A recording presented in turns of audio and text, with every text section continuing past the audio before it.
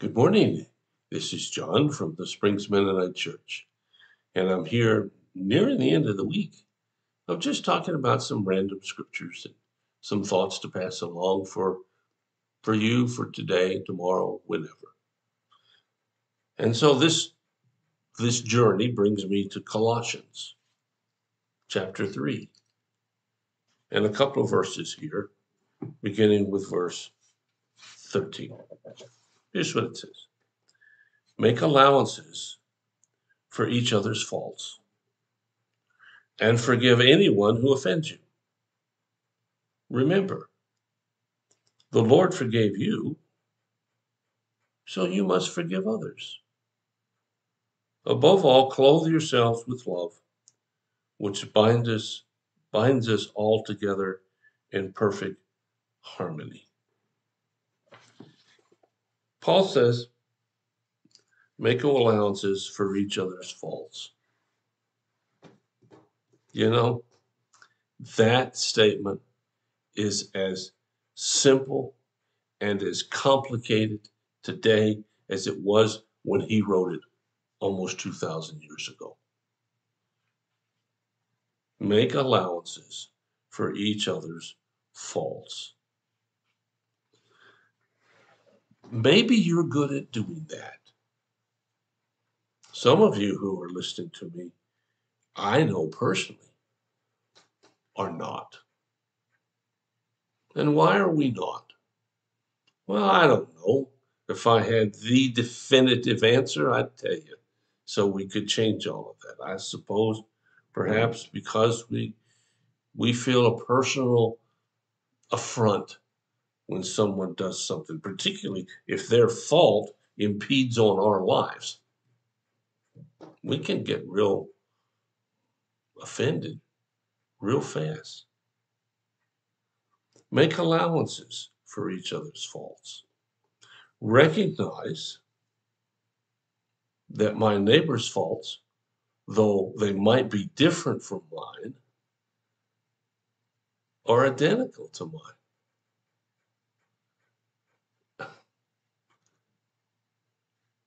Do you really think you're perfect? I mean, come on now. That's not reasonable or logical or true. And then it goes on to say, and forgive anyone who offends you. Daggone it. The one thing about the Bible that constantly amazes me is that it doesn't mind being brutally honest. And this is a brutal statement of honesty. Forgive anyone who offends you. Well, that might be a long list. Some people are good at carrying grudges. I hope that's not you. I know people who don't love the Lord and they carry grudges. And I know people who say they love the Lord and perhaps they do and carry grudges. I know all kinds of people, young, old, any color, any sex, who have trouble forgiving people that offend them. And if you ask yourself the question, why is that? Well, I can come up with lots of psychological reasons. I can come up with lots of relational reasons. But I got an answer that's better than all of those. And it's in the form of a question. Why is it hard to forgive those who offend you? Well, here's my answer. Why do you think you are so special that you shouldn't have to forgive when you want people to forgive you? It goes on to say here, you must remember that God forgave you. So you forgive others. Why is it that people, you, me, others, want the favor of God, but we don't want someone else to have it if that means I have to forgive them? Forgiveness is hard, folks. I'm just going to be honest with you. It's hard. And sometimes I don't like it. And sometimes it takes years to get to the point where you even want to forgive someone. I've even prayed, Lord, help me to want to forgive them. Because if I don't want to forgive them, I'm not going to do it. So I got to back up a step and want to forgive them. There is no limit to what damage people can do to you in your lifetime. Now, I know there are those who live by sticks and stones will break my bones, but words will never hurt me. Oh, garbage. Words will kill you. At least for sticks and stones, your bones will probably recover. But your wounded soul almost never does. So, in order to forgive, we have to remember that we've been forgiven.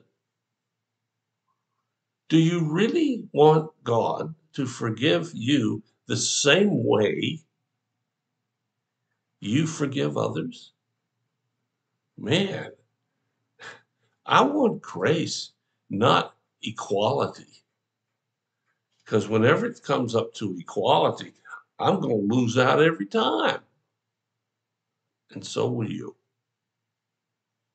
So it says, above all, clothe yourself with love. How do you forgive? Well, you love. It's an action word. You demonstrate with your thoughts, your actions, your behavior, your relationship to things you have. You embody this notion about caring and compassion because God gave that to you. I know. I know. I really do. Sometimes the pain that others inflict is great. But by hanging on to it, all you really do is to allow them to continue to inflict it on you. Only forgiveness can break the cycle of hurt and pain. Now, don't misunderstand me. Forgiveness doesn't mean you don't hold the person accountable or you just allow them to continue to hurt you. I'm not talking about that. I'm not talking anything like that. I'm talking about how you approach the person in your mind and in your relationship. And if you have to walk away from them, okay. But you also have to forgive them. It's that simple, folks. It's just complicated. Well, thanks for listening. If you have a need or a concern, let us know. We'll do whatever we can as fast as we can to help meet those needs. We really will. Thanks so much for listening. I'll be back tomorrow one more time this week with another random fast scripture to share. Have a great, great day. God bless you. I'll talk to you again.